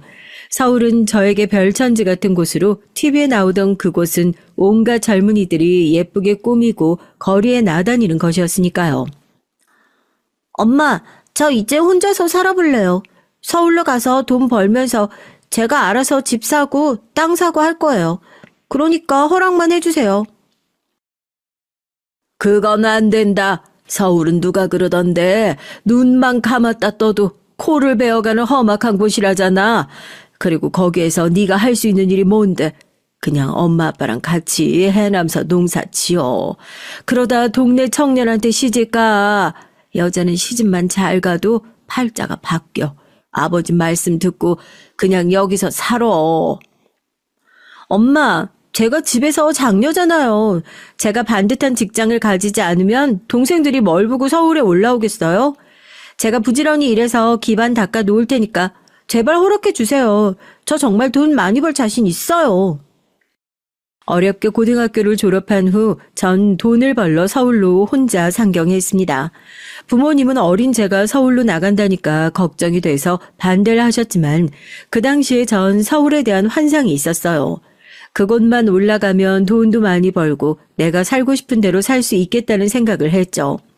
그래서 전 부모님의 반대를 무릅쓰고 혼자 달아나듯 옷만 몇 가지 싸가지고 서울로 올라와 버렸습니다. 그런데 서울에 아무런 연고도 없는 제가 할 수 있는 일은 생각보다 얼마 없었어요. 전 서울이라는 곳을 너무 만만하게 생각했던 것이었습니다. 전 처음 이곳에 와서 살았던 곳이 구로동이었어요. 거긴 공장에 다니는 언니들이 많이 살던 곳이었죠. 그러나 전 공장에서 일하고 싶지 않았습니다. 그래서 그 언니들의 집을 청소해주고 푼돈을 벌기 시작했어요. 하루에 많게는 20, 30개의 쪽방을 청소했습니다. 제가 청소를 깨끗하게 한다는 소문이 돌자 언니들은 싼 값에 저에게 청소며 간단한 장보기 같은 것들을 시키기 시작했어요. 그래서 전 그 언니들의 가정부처럼 허드렛 일을 하면서 근근히 살아갈 수 있었습니다. 그중엔 나이가 꽤 많은 언니도 있었는데 전 20살의 40대 초반의 미혼 여자와 함께 동거를 했어요. 그 언니가 바로 제 남편의 누나였습니다. 저희 시누이는 지금까지 결혼하지 않고 혼자 사는 분이에요. 지금은 나이가 많아 은퇴를 했지만 40대 중반에 공장을 그만두고 부동산 중개업을 시작하셨던 거예요. 그 일을 하면서 돈을 모아 80년대 말 강남 땅 투기에 뛰어들어서 아파트가 몇 채씩 있는 부자입니다. 전 이 언니를 따라다니기 시작하면서 남편을 만나게 됐죠. 제가 처음부터 남편에게 혹해서 따라다닌 건 아니었지만 말이죠. 남편을 처음 봤을 때 그 사람은 군대를 막 제대하고 백수로 집에서 놀고 있었습니다. 전 시누이의 뒤를 따라다니면서 집 소개를 해주는 역할을 했었고요. 누나가 이런 남편을 못마땅하게 여겨서 제가 부동산 중개하고 다니는데 운전을 해달라고 남편을 억지로 고용한 상태였답니다. 남편은 누나의 말이라면 거역을 못해서 어쩔 수 없이 누나의 고급 자가용을 끌고 다니면서 고객들을 태우고 새로 분양되는 아파트 2, 3층짜리 새로 지은 집들을 구경시키는데 동행을 했습니다. 당연히 남편의 옆자리엔 제가 타고 있었고요. 제가 고객들을 만나서 계약을 성사시키고 나면 시누이는 저를 불러 그 커미션의 5%를 줬어요. 까다로운 고객들 비위 맞춰가면서 발바닥이 닳도록 돌아다니면서 집을 보여주고 나면 매일이 너무 힘이 들었습니다. 저의 고생에 비하면 정말 미미한 액수였죠. 그래도 전 시누이에게 대들 수가 없었어요. 전 공부를 못해서 부동산 중개인 시험을 못 봤거든요. 그래서 전 시누이 밑에서 사무장이나 비서 등의 역할만 할 수 있었습니다. 남편은 그 후 몇 년 동안 시누이의 자가용 운전사로 살았고요. 그 당시에 실질적으로 이득을 본 건 제 시누이뿐이었어요. 남편도 저도 박봉으로 부리면서 가만히 앉아서 중개료로 받은 돈을 다 가져갔었으니까요. 그 당시에 전 이게 잘못된 일인 줄도 몰랐습니다. 그저 일이 끊기지 않게만 해준 시누이에게 고마워하면서 살았죠. 하지만 남편은 점점 시누이에게 반항하면서 더 이상 일을 안 하려고 했었던 거였습니다. 누나, 언제까지 나한테 이딴 푼돈 주면서 부려먹을 생각이야? 이거 노동 착취라고. 누나라고 해서 나한테 일할 권리 없는 거 알지? 이제 그만 내 몫을 돌려주라고. 푼돈이라니? 어떻게 200만 원이 푼돈이야? 너 아무것도 하는 거 없이 그저 운전만 하고 다니는데 200이면 많이 주는 거야. 내가 정 실장한테도 200만 원 안 주는데 너한테는 그래도 친동생이니까 주는 거라고. 전 우연히 이 남매가 다투는 소리를 듣고 눈이 휘둥그레졌습니다. 사정을 알고 나자 시누이에게 배신감이 크게 들었죠. 저도 이 싸움에 끼어들어 제 받을 몫은 받아내야겠다 생각했어요. 그래서 어느 날 큰마음 먹고 시누이에게 팔을 걷고 따졌습니다. 사장 언니, 정말 너무하시는 거 아니에요? 이제까지 영호 씨한테 친동생이라고 돈 더 많이 주신 거예요? 그것도 모르고 전 160만 원 준 것도 고마워하면서 살았는데 그래서 서로 못 보게 하신 건가요? 네가 능력이 있었으면 벌써 내가 일이라도 가르쳤지. 그래, 한번 독립해서 네 스스로 돈을 벌어봐. 그래야 내 밑에 있었을 때가 편했구나. 이런 걸 알지. 그 일이 있고 나서 시누이는 큰 선심이라도 쓰듯이 남편에게 부동산 중개 일을 가르쳐주어 독립을 시켰습니다. 전 여전히 시누이 밑에서 일을 하고 있었고요. 남편은 저에게 자기가 부동산 회사를 차릴 테니 자기와 결혼하자고 했습니다.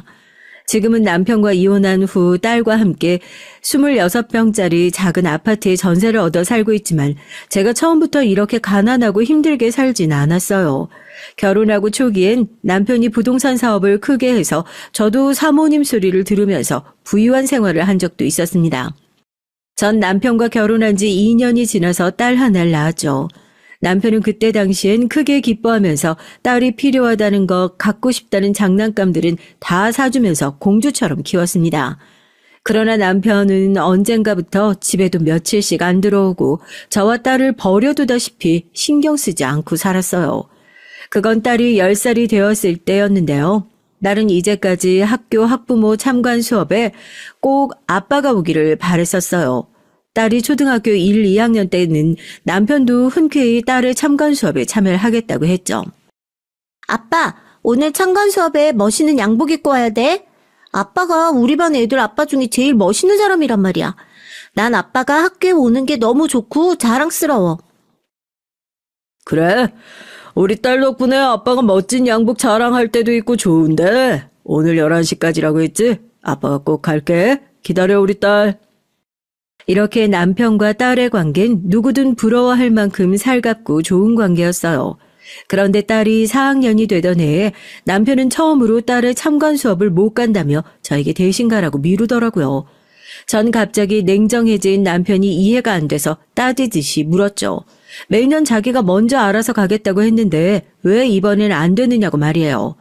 그랬더니 남편은 고객들과 지방에 땅을 보러 가기로 했다면서 별로 탐탁치 않은 표정을 짓는 거예요. 그리고 저에게 버럭 화를 내는 거였습니다. 경희가 오늘 학교에 아빠 올 거라고 얼마나 애들에게 자랑을 많이 해놨는데 그럼 우리 경희 거짓말쟁이로 만들 거야? 학교 참가는 당신도 좋아했던 일이잖아. 갑자기 왜 당일날 펑크를 낸다는 거야? 일 때문에 가는 건데 그럼 어떡해? 그럼 돈 많은 호구를 딸 학교 수업에나 가자고 놓쳐야 돼? 당신도 내가 그런 바보짓 하기를 바라는 거야? 갑자기 남편에게 제 딸이 일보다 뒷전이 되어버린 것이었어요. 처음엔 전 도무지 영문을 몰랐습니다. 그렇게 딸바 보였던 남편이 딸과 저에게 냉정해지기 시작했어요. 그리고 우리 딸과 절 거의 버려두다시피 신경도 쓰지 않는 것이었습니다. 전 차츰 남편의 행동이 수상하게 생각이 됐습니다. 전 남편 몰래 흥신소에 의뢰를 해서 남편이 수상하니까 뒤를 밟아달라고 부탁을 했죠. 도대체 남편이 그렇게 귀하게 생각하는 고객의 정체가 궁금해서 견딜 수가 없었습니다. 심지어 남편은 그 당일에는 집에도 들어오지 않았어요. 서해 근처에 가까운 곳으로 땅을 보러 간다던 남편은 남쪽으로 계속 내려가서 결국 부산까지 도착했나 봅니다. 그걸 제가 어떻게 알았느냐고요? 전 중간중간에 흥신소 직원이 보내는 문자와 사진을 받아봤거든요. 돈은 달라는 대로 줄 테니 정확하고 신속하게 남편의 일거수일투족을 빼지 말고 보고해달라고 말했습니다. 흥신소 직원은 휴게소에 내려서 고객이라는 그 여자와 남편이 정답게 밥도 먹고 차 안에서 서로 껴안고 스킨십하는 장면까지 사진으로 찍어서 보내왔습니다. 전 그 사진들을 보고 경악을 했죠. 누가 봐도 그 여자는 고객이 아닌 남편의 내연녀인 것이 틀림없었으니까요. 전 얼른 그 사진들을 제 컴퓨터에 저장하고 핸드폰에선 모두 지워버렸어요. 딸이 제 핸드폰을 종종 가지고 노는 일이 있었거든요. 그 사진을 딸이 본다면 아버지에게 크게 실망할 것이었으니까요. 그리고 전 다음날 남편이 돌아왔어도 아무 말도 하지 않았어요. 남편에게 그 여자에 대해 묻고 싶은 마음은 굴뚝 같았지만 제 촉이 이 일은 모르는 척 묻어두어야 한다고 경고를 하고 있었습니다. 하지만 그 비밀은 그렇게 오래 지속되지 못했습니다. 사실은 비밀도 아니었죠. 남편은 그 여자와 벌써 3년 동안 두 집 살림을 해오고 있었거든요. 그것도 저희 집에서 그리 멀리 떨어지지 않은 곳에 오피스텔을 얻어서 살고 있었습니다. 더 어이없는 일은 그 여자와의 사이에서도 이미 딸이 하나 태어나 있더라는 겁니다. 그 내연녀와 제 딸이 초등학교 들어갔을 무렵에 만났다고 하더군요. 그리고 얼마 되지 않아 내연녀는 임신을 했고 그제야 남편은 자신이 유부남임을 밝혔다고 하더라고요. 그 내연녀도 남편에게 속았던 거죠. 남편은 그 내연녀에게 자기가 딸이 있으니 뱃속의 아이를 지우라고 말했습니다. 내가 사실 애가 있는 남잔데 아직 내 와이프는 당신의 존재를 몰라. 그러니까 뱃속에 그 애는 지우자. 그래야 우리 딸에겐 부끄럽지 않은 아빠가 될 것 같다고. 싫어. 나 혼자서라도 이 아이 잘 키울 거야. 당신은 내가 살 집이랑 돈만 줘. 생활비만 계속 보내주면 당신 본처에게 들키지 않고 없는 사람으로 살게. 하지만 그 뻔뻔한 년은 물러서지 않았어요. 남편의 후처가 되더라도 남편과의 사이에서 난 딸은 자기 성을 주어 싱글맘으로 살게 되더라도 절대로 남편을 포기할 수 없었다고 말했습니다. 그 내연녀의 친정이 바로 부산이었던 거예요. 그래서 남편은 그날 저희 딸 학교 참관회에 가지 않고 내연녀 친정에 사위 노릇하러 간 거였습니다. 그리고 그 딸은 부산의 친정에 맡겨져서 키워졌던 것이었어요. 혹시나 제가 내연녀와 그 집의 존재를 눈치채게 되더라도 마지막까지 그 여자의 딸만은 지키고 싶었다고 했습니다.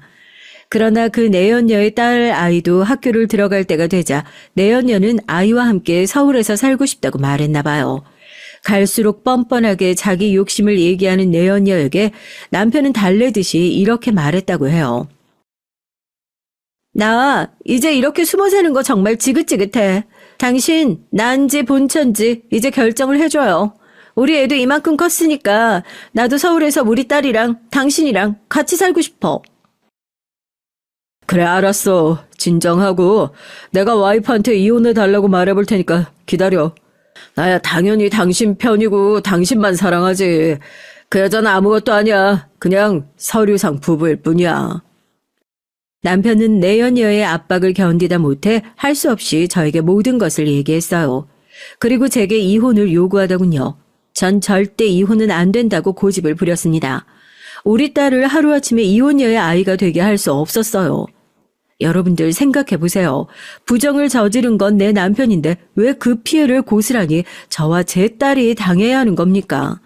전 도저히 억울해서 이혼은 해줄 수 없다고 남편에게 말했습니다. 당신이 어디서 살진 당신의 마음이지만 우리 애가 성년이 될 때까지 매달 양육비를 내놓아야 하는 거라고. 그리고 우리 딸이 성년이 될 때까지 이혼은 꿈도 꾸지 말라고 못을 박아뒀어요. 남편은 그 말에 수긍하고 바로 짐을 싸서 집에서 나가 그녀네 집으로 가더라고요. 그 후로 10년간 저와 남편은 서류상으로만 부부이고 완전히 남남처럼 지냈습니다. 서로의 친가에 아무 의무도 없었고요. 전 그저 매달 양육비와 생활비를 받고 그 100평이 넘는 집에서 쓸쓸하게 딸과 둘이서만 살았죠. 제 딸은 아버지에게 내연녀가 생겼다는 사실을 받아들이기까지 몇 달이 걸렸어요. 딸은 아빠가 집을 나갔다는 소식을 듣자 그 자리에 망연자실하게 쓰러졌습니다. 그만큼 딸과 제 남편 사이의 유대감은 굉장히 공고했었거든요. 엄마, 난 믿어지지가 않아. 아빠에게 다른 여자가 있다니? 그리고 그 여자에게 딸도 있다고? 아빠는 그럼 우릴 버린 거야? 어떻게 이런 일이 있을 수가 있냐고. 경희야, 마음 굳게 먹어. 엄마는 이혼녀라는 타이틀은 달고 싶지 않아서 아빠랑 이혼을 하진 않겠지만 우린 이제 둘이서만 가족이야. 네 아빠는 이제 없는 사람이라고 생각하렴. 미안하다. 이렇게 된 것이 엄마의 잘못은 아니지만 네 아빠 같은 사람을 믿고 살아왔던 엄마가 정말 부끄럽구나. 내가 우리 경희 볼 면목이 없어. 전 이렇게 말하며 처음으로 우리 딸 앞에서 눈물을 흘렸습니다. 제가 어른답지 못하게 약한 모습을 보이자 제 딸은 아무래도 자기 엄마를 지켜줘야 한다고 생각을 했나 봐요. 딸은 소파에 쓰러져 울던 것을 멈추고 이를 악물고 눈을 독하게 치켜떴습니다.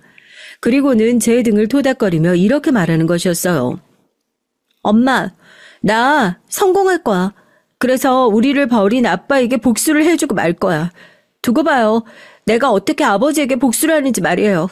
앞으로의 내 삶은 아빠에게 복수라는 일념으로 살아갈 거야. 그걸 위해서 이제부터 열심히 공부만 할 거야. 딸의 이를 악문 모습을 보는 전 정말 슬프고 마음이 무너진 적이 한두 번이 아니었습니다. 그러나 그 일이 있은 후부터 제 딸은 중학교, 고등학교 6년 동안 정말 미친 듯이 공부만 했습니다.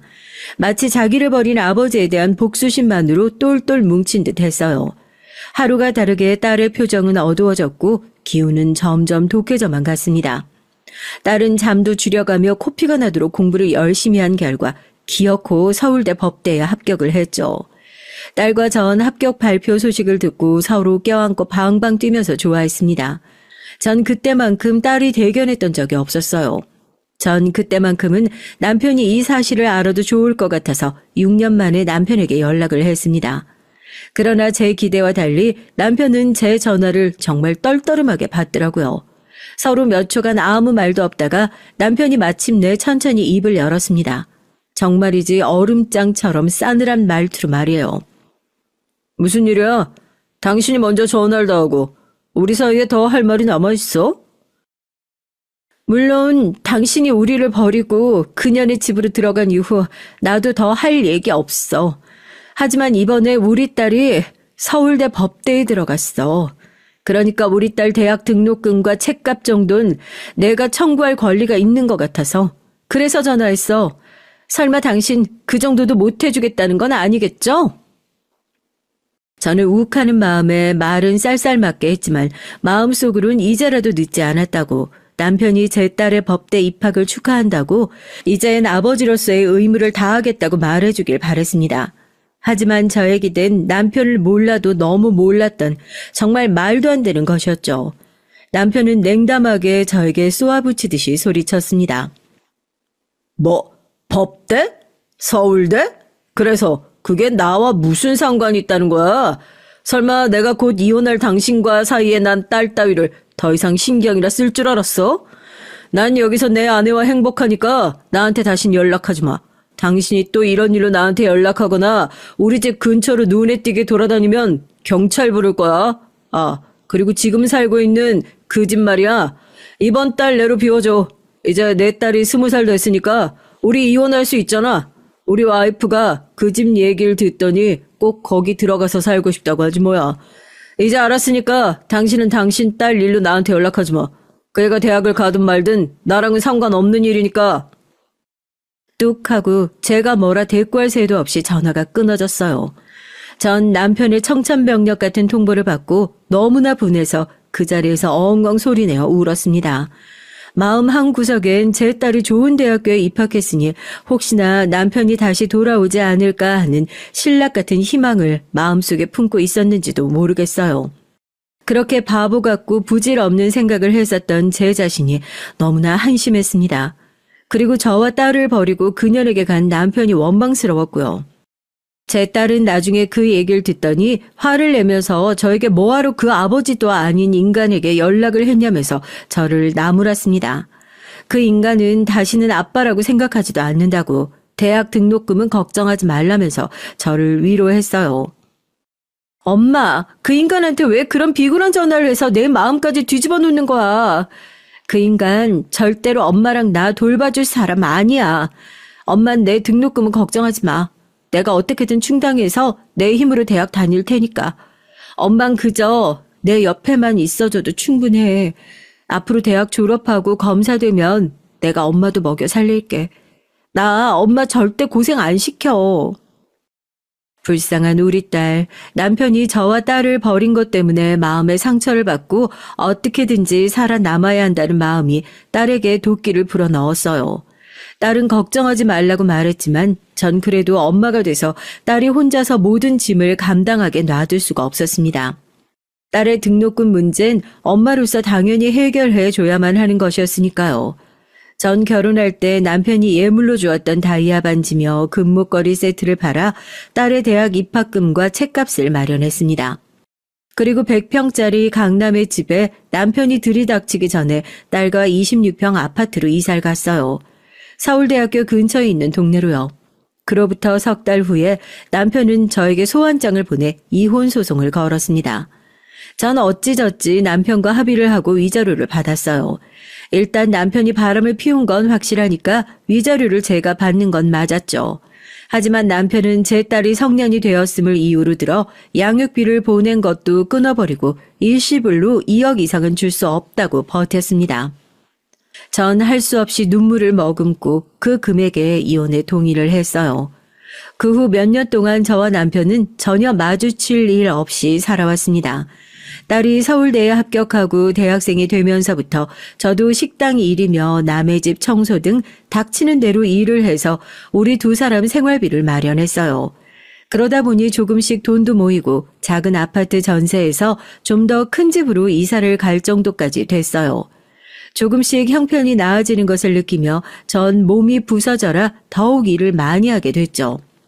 그때부터 전 하루에 2끼만 먹고 살았습니다. 그러나 남편은 이혼을 한 후 사업이 그다지 잘 풀리지 못했나 봐요. 강남의 100평대 그 집에 그 상간녀는 몇 년 살아보지도 못하고 처분을 했다고 하니까 말이에요. 하지만 그 집 딸은 정말 된장녀가 따로 없었습니다.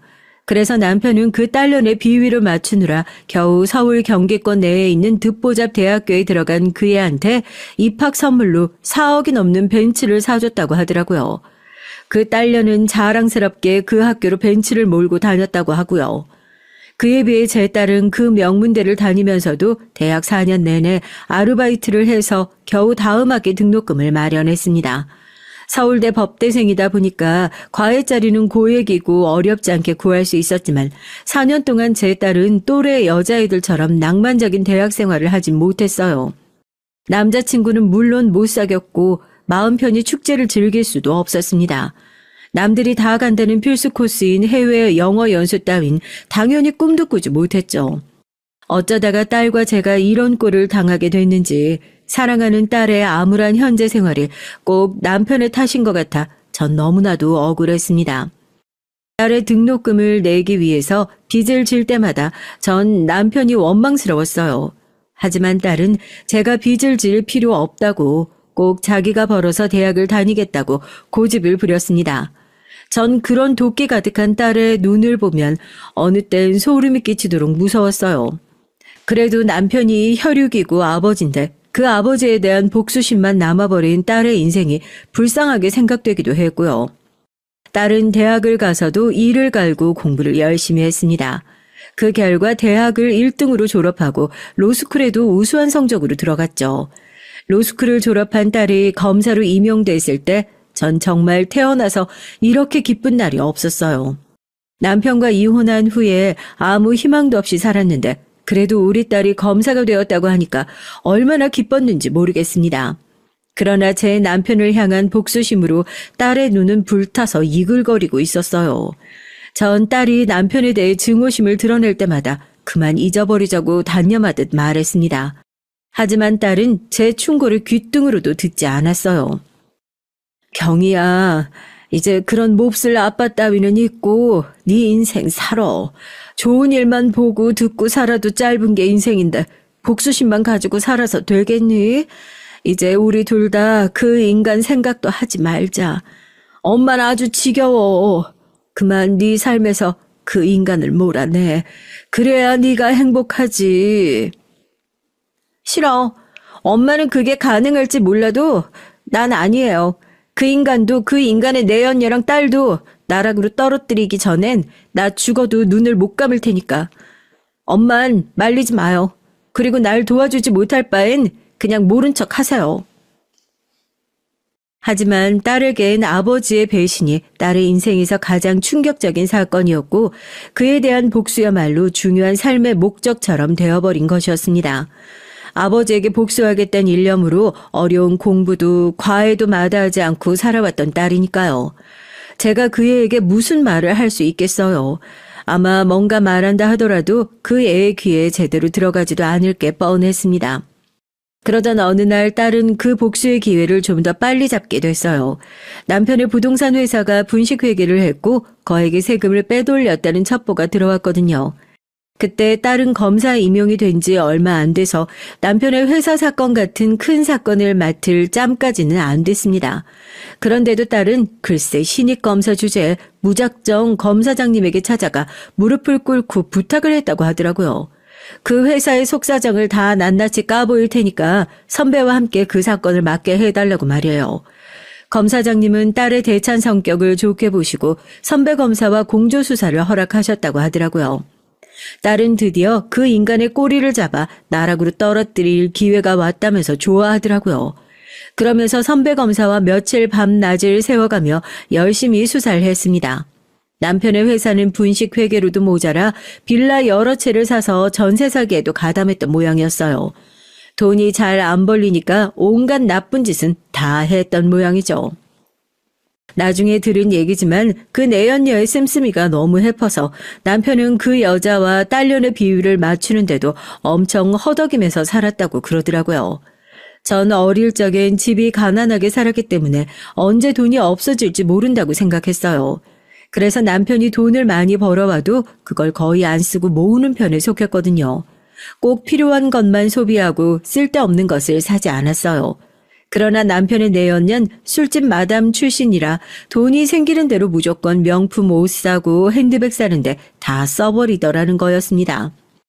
그 두 모녀의 큰 씀씀이를 감당하지 못했던 남편의 회사는 거의 파산 직전까지 갔었고 그 100평짜리 대저택도 팔게 되었다고 하더군요. 그러다가 남편은 빚에 몰려서 나쁜 일에 손을 대게 되었던 겁니다. 지방에서 허름한 빌라를 사들여서 그 지방 조폭들과 손잡고 살던 사람들을 모두 몰아냈다고 해요. 그 후에 그 빌라를 이중 계약하여 전세 사기를 친 모양이었습니다. 그 해에 각 검사로 임용된 딸은 선배 검사와 함께 남편의 죄상을 낱낱이 조사해서 남편을 잡아들였습니다. 원래 경력 있는 선배 검사가 혼자서 남편을 취조하는 것이 맞지만 딸은 그 선배에게 저도 취조에 동행하겠다고 부탁을 드렸던 모양이에요. 최 검사, 네가 이번 사건 수사에서 날 도와준 건 고마운 일이지만 이제까지 신입으로 100일이 안 된 사람이 이런 큰 사건에 직접 피고인 신문한 적은 없었어. 그리고 네 마음은 알겠지만 말이야. 이번엔 나한테 맡기고 넌 그저 지켜보기만 해. 다음 사건 이것보다 조금 덜 복잡한 사건에 너에게 신문의 기회를 충분히 줄 테니까. 죄송하지만 그건 안 돼요, 선배님. 이 사건 꼭 제가 관여해야만 합니다. 개인적인 부탁이라 죄송하지만 전 피고인을 만나서 꼭 물어봐야 하는 게 있어요. 그러니까 꼭 공판에 같이 나갈 수 있도록 선배님이 힘을 좀 써주세요. 부탁드려요, 제발. 드디어 남편과 딸이 대면하는 첫 공판일이 다가왔습니다. 남편은 피고석에 앉아 고개를 푹 수그리고 있었어요. 선배 검사와 딸은 검은색 법복으로 갈아입고 검사석에 앉아 있었죠. 남편은 그래도 유명한 로펌의 변호사를 대동하고 나왔더군요. 그렇지만 남편의 죄는 너무 명확한 거라서 유죄를 피하기는 힘들었습니다. 유능한 변호사를 고용해서 어떻게든 형량이나 줄여보려고 했었던 것이었겠죠. 남편은 그때까지도 검사석에 앉은 제 딸의 이름을 못 들었나 봅니다. 아니, 못 들은 척 했을지도 모르겠어요. 최경희 검사, 피고인 신문하십시오. 네, 판사님. 감사합니다. 피고는 고개를 들어 저를 똑바로 보십시오. 판사가 엄숙한 목소리로 딸의 이름을 부르자 남편은 갑자기 놀라서 눈을 휘둥그렇게 떴습니다. 튀어오르듯 자리에서 벌떡 일어선 남편의 눈을 제 딸은 의기양양하게 노려보았다고 하더라고요. 바로 이 순간만을 기다려왔던 제 딸이 아니겠어요? 남편의 입에서 믿을 수 없는 듯한 음성이 튀어나왔습니다. 남편의 목소린 덜덜 떨리고 있었어요. 경희야, 정말 너니? 네가 검사가 됐다고? 사실이었구나. 경희야, 이 애비 좀 살려다오. 나도 그놈들한테 뒤통수 맞은 거야. 애비는 죄가 없다. 그 나쁜 놈들에게 속은 것밖엔 죄가 없어. 피고인 조용하십시오. 안 그러면 법정 모독죄까지 추가될 겁니다. 소장을 읽어보니 피고인의 죄는 매우 명백합니다. 판사님, 피고인에게 징역 10년을 구형합니다. 경희야, 이 애비 좀 살려달라니까. 여러분, 판사님, 이 애가 제 딸이에요. 세상에 어떤 딸년이 자기 애에게 죄를 주는 사람이 있습니까? 이건 잘못된 판결입니다. 전 항소하겠어요. 제발, 경희야, 나 좀 살려줘. 남편이 딸을 향해 마구 소리치자 방청석이 시끌시끌해졌습니다. 그때 저도 방청객으로 법정에 와 있었는데 제 남편이지만 어쩌면 저렇게 뻔뻔한지 좀 어이가 없더라고요. 딸이 서울대 법대에 합격했을 땐 돈 한 푼도 보태줄 수 없다면서 저를 쫓아냈던 남편이었는데 말이죠. 본인이 벼랑 끝에 몰리니까 저렇게 딸에게 친한 척을 하고 애비 노릇을 했다고 큰 소리를 치는 걸 보니 기가 막히고 주먹이 저절로 불끈 쥐어질 만큼 화가 났습니다. 곧 판사님이 봉을 두드리면서 큰 소리로 법정 경찰들을 불렀어요. 정리, 나와서 피고인을 못 움직이도록 제압하십시오. 피고인, 자중하세요. 난동을 부리면 법정 모독죄도 추가될 겁니다. 다들 조용히 하세요. 남편은 딸의 입에서 징역 10년이란 말이 나오자 자리를 박차고 일어나 미친 듯이 난동을 부렸다고 하더군요. 그러나 법정 경찰관들에 의해 남편은 간단히 제압당한 뒤 손을 묶인 채로 나머지 재판 일정을 견뎌내야 했습니다. 판사님이 선고한 최종 10년의 형을 받고 고개를 숙인 채 법정을 나가는 남편에게 딸은 이렇게 속닥였다고 하더라고요. 이봐요. 나보고 다시는 당신 딸이라고 하지 말아요. 난 이미 당신을 초등학교 4학년 때 버렸으니까 당신이 우리 엄마랑 나 버리고 그 상간녀에게 갈 때 이런 결과는 예상 못했어? 내가 서울대 법대에 들어갔다고 했을 때 당신 우리 엄마한테 뭐라고 했어? 계집년이 뭐하러 대학은 가냐고 말했다면서? 내가 그 말 듣고 당신이 내 앞에 이 꼴로 서기만을 기다렸다고. 오늘은 내 가장 통쾌한 복수의 날이야. 사실은 당신이 받은 징역 10년도 나에겐 부족해. 알았으면 감옥으로 꺼져, 이 나쁜 자식아. 남편은 제 딸이 이렇게 독한 말을 내뱉는데도 아무 대답을 못했다고 하더라고요. 당연하겠죠. 자기가 우리 딸에게 뭐 해준 것이 있었어야 아비 노릇했다고 당당하게 말을 했을 텐데요. 그놈은 제 딸에게 아무것도 해준 게 없으면서도 뻔뻔하게 가명이라도 해달라고 매달리다가 안 되니까 제 딸을 협박이나 하는 그런 인간 쓰레기 같은 놈이었습니다. 그 후엔 어떻게 됐냐고요? 제 딸은 아직도 검사로 열심히 일을 하고 있고요. 저도 집에서 놀고만 있기 미안해서 딸이 대출받아준 돈으로 동네에 작은 카페를 하나 차렸습니다. 딸은 그저 취미로만 커피를 배우고 카페 일은 힘이 드니까 하지 말라고 말렸죠. 하지만 저 역시 집에서 딸이 번 돈만 축내고 있기는 정말 미안하더라고요. 나이 60이 넘어서 바리스타라고 하니 사람들에게 좀 나쁘끄럽지만 혼자서 한 2, 3년을 하다가 지금은 조금 가게 규모가 커져서 알바하는 대학생을 하나 쓸 정도는 됩니다. 그렇게 평온한 생활을 하고 있던 제게 최근에 청천벽력 같은 소식이 하나 들려오더라고요. 여러분 그 소식이 무언지 궁금하지 않나요? 그건 말이죠. 올해로 그 전 남편도 10년의 형을 다 살고 만기 출소하는 날이 왔다는 사실입니다. 남편이 감옥에서 나와 예전에 살던 집으로 가보니 내연녀와 딸은 이미 부산으로 도망을 가고 없더라는 것이었어요.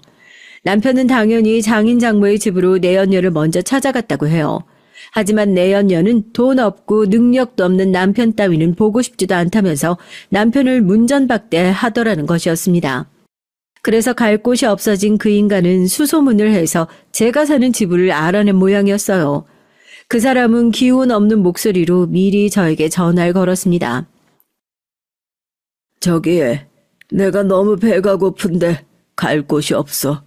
그러니까 내 집이라도 얻을 때까지 거기서 며칠만 지내게 해줄 수 없을까? 뭐라고? 당신이 여길 어디라고 와? 그년한테 얘기하지. 그년에게 가면 되잖아. 안 돼. 우리 딸이 혹시나 당신 집에 들인 거 알면 당신 큰일 나. 다시는 이 번호로 전화하지 마. 전 혹시나 해코지를 당할까 무서워 남편에게 단단히 엄포를 놓고 전화를 탁 끊어버렸습니다. 설마 그 인간이 만기 출소를 했고 그것도 모자라 저에게 먼저 연락을 해올 줄은 꿈에도 생각하지 못했던 일이었거든요. 그런데도 그 인간은 제가 운영하는 카페를 어떻게 알고 왔는지 문 밖에서 거짓골로 저에게 하소연을 하는 것이었습니다. 제발 날 좀 용서해줘. 내 편이라고 믿었던 그년도 그년의 딸도 헌신짝처럼 나를 버렸어. 둘 다 부산으로 도망을 갔더라고. 난 이제 당신밖에 잘 보일 데가 없어. 나 좀 어떻게 받아줄 수 없을까? 그래, 여기 돈 좀 줄 테니까 옷도 새로 사 입고 목욕도 하고 해. 어디를 가든 그런 거짓골로 다니면 당신 부모님도 마음 아프실 테니.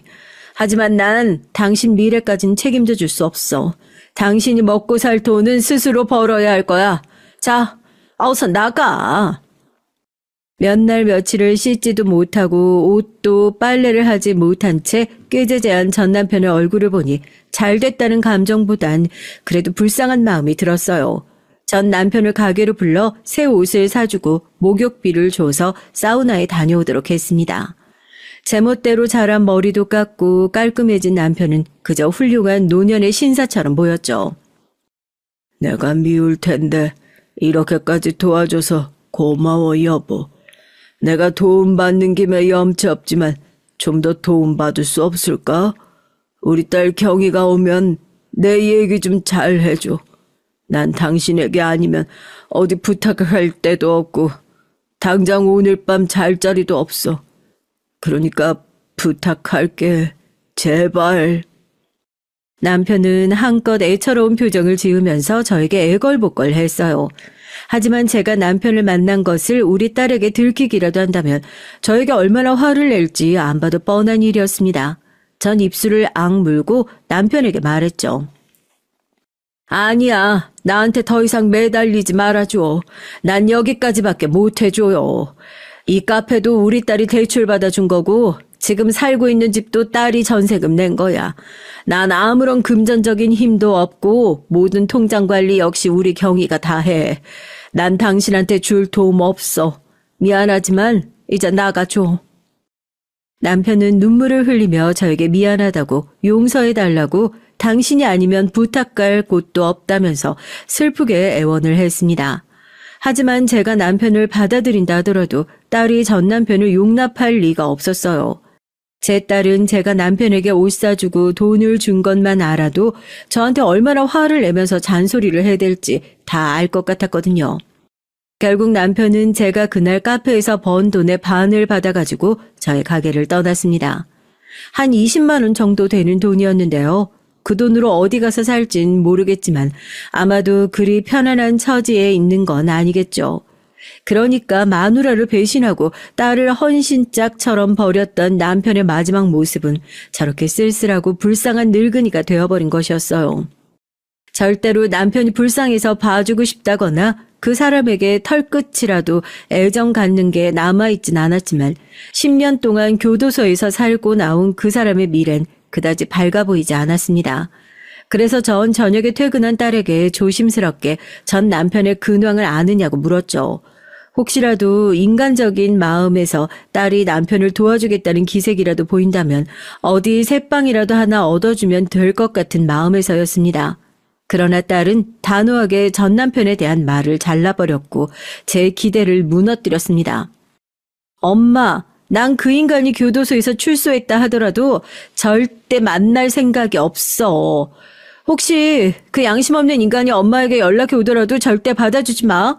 만약 불쌍하다는 생각이 든다면, 그래서 엄마가 그 인간과 어떻게든 연락을 하는 걸 알게 된다면 난 엄마하고도 같이 살 수 없을 것 같아. 난 앞으로도 그 인간 절대 아버지라고 생각하지 않을 거야. 그러니까 엄마도 나랑 같이 살고 싶으면 내 뜻을 따라주길 바래. 딸이 이렇게까지 말하는데 어떻게 제가 전 남편이 카페에 왔었다는 말을 할 수 있었겠습니까? 전 딸의 복수심이 아직도 현재 진행형인 것을 느끼고 황급히 입을 다물 수밖에 없었어요. 이런 상황에서 제가 전 남편을 용서하자고 한다든지 금전적으로 도와주자는 말을 한다면 딸은 저하고도 연을 끊을 기세였거든요. 전 이 세상에 하나뿐인 제 혈육, 딸마저 저의 곁에 없다면 더 이상 살 수 없을 것 같았어요. 그래서 전 딸에게 마음대로 하라고 말했고 제 남편을 만났었다는 것을 비밀로 묻어두기로 했습니다. 그 후로 남편은 차마 딸에겐 무서워서 전화를 하지 못하고 몇 번씩 제게 연락을 해서 딸의 마음을 좀 돌려달라고 같이 살자는 듯한 말들을 하기도 했어요. 그러나 제 딸은 아직도 제 아버지에 대해선 돌같이 굳은 마음입니다. 저 역시 딸의 굳은 마음을 돌릴 수가 없네요. 제 딸에게 전 남편은 아버지가 아닌 딸이 어려울 때 내치고 도움조차 거절해버린 남보다 못한 그런 인간일 뿐이었으니까요. 하다못해 짐승들도 제 새끼들이 배고프다고 하면 먹이고 춥다고 하면 제 털이라도 뽑아서 따뜻하게 해주는 법인데 남편은 그 짐승만들도 못했던 게 사실이었으니까요. 인간적으로는 제 남편이 불쌍하긴 하지만 그것도 제가 스스로 만든 지옥이니 남편도 우리들에게 서운하다고 말할 자격은 없겠죠. 여러분, 오늘 제 얘기는 여기까지입니다. 저는 남편의 외도 때문에 인생이 한번 무너졌고 제 딸은 인생의 반 정도를 암울한 가난과 지옥에서 살았지만 스스로 그곳에서 빠져나와 새 삶을 영위하게 됐어요. 비록 딸을 성공하기 위한 노력은 아버지에 대한 복수심으로 시작된 것이었지만요. 그래도 앞으로 딸이 위험한 세상을 헤쳐나가는데 부정적으로나마 남편이 일조하기는 했다는 게 조그마한 위안이라도 되네요. 여러분, 사실 전 작년에 건강검진을 받다가 말기암이 발견되어 시한부 선고를 받았습니다. 일평생 못된 남편 때문에 속이 썩어서 그런지 몰라도 위암이라고 의사 선생님이 그러시더라고요. 전 이 사실을 아직도 딸에게 말하지 못했습니다. 어떻게 말을 꺼내야 할지 무섭고 막막하기만 해요. 딸이 시집 가는 것도 못 보고 죽을지도 모른다는 두려움이 매일 아침 눈을 뜰 때마다 저에게 엄습합니다. 아침마다 눈물을 흘리며 제가 없는 세상에서 살아가야 할 딸을 위해서 하느님에게 기도를 하고 있어요. 앞으로 제가 얼마나 더 살진 모르겠습니다. 의사 선생님은 길어야 1, 2년이라고 말을 하시더라고요. 하지만 제가 이 세상에 숨쉬고 있는 동안엔 제 딸의 행복만을 위해서 살 것이고 딸의 평온하고 행복한 인생이 곧 제 목표가 되는 그런 삶을 살아나갈 것입니다. 제게 남은 소원이 있다면 언젠가 딸이 그 애의 아버지를 용서하기까진 못하더라도 거부하지는 않고 받아들이게 되는 날이 왔으면 하는 것이 작은 소망입니다. 그리고 이제껏 살면서 고생만 해왔던 딸이 좋은 남자를 만나 결혼하고 아이를 낳고 행복하게 그리고 평범한 가정생활을 할 수 있게 되기를 바랄 뿐이에요. 그애도 부모가 되면 언젠간 제 마음을 이해할 수 있게 될 날이 올 것이라고 전 믿습니다. 사랑하는 우리 딸, 엄마는 네 엄마로서 평생 동안 훌륭하고 멋지진 못했지만 그래서 정말 네게 미안하지만 후회는 않는단다. 너를 낳은 것이 엄마에게 너무나도 잘한 한 가지였고 널 포기하지 않고 아버지 없이 키워냈다는 것이 나 자신에게 스스로 칭찬을 하고 싶을 만큼 잘한 두 번째 일이었어. 딸아, 넌 너를 버렸던 아버지 때문에 힘들어했었고 스스로를 채찍질하고 절벽에 세웠지만 말이야. 엄마는 네가 더 이상 그렇게 어렵고 힘들게 사는 것을 바라지 않는다. 그러니까 앞으로는 좋은 생각만 하고 긍정적인 삶을 살았으면 좋겠어. 사랑해 우리 딸. 마지막으로 제가 딸에게 주는 짧은 편지로 저의 사연을 마무리해 보려고 합니다. 여러분, 제 긴 글 읽어주셔서 감사합니다. 항상 행복하시고 평안하시길 바랍니다.